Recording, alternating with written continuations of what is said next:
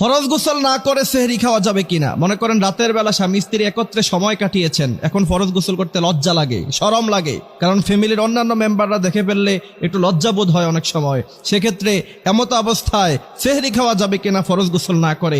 এই প্রশ্নটা আমাদের কাছে অনেকেই করেছেন। খুব সাবধান, ইসলামের এই বিষয়গুলো এত বেশি সাবধান থাকতে হবে আপনাকে। যদি আপনি একটি ভুল করেন, এই মারাত্মক ভুলের কারণে আপনার 30টি দিনের রোজাই ধ্বংস হয়ে যেতে পারে। এই জন্য আল্লাহর হাবিব সাল্লাল্লাহু আলাইহি ওয়াসাল্লাম বলছেন, ইসলামের যেই কোনো আমল করার আগে অবশ্যই তার ব্যাপারে সম্পূর্ণভাবে তোমাকে জানতে হবে, তারপরে তুমি অল্প আমল করবা।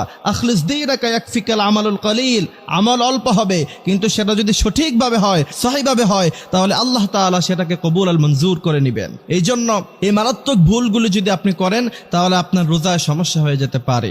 এইখানে অনেকের মনেই একটা প্রশ্ন থাকে যে এখন ফরজ গোসল না করে সেহরি আমরা খেতে পারবো কিনা। আমাদের দেশে অনেক কুসংস্কার আছে, যেমন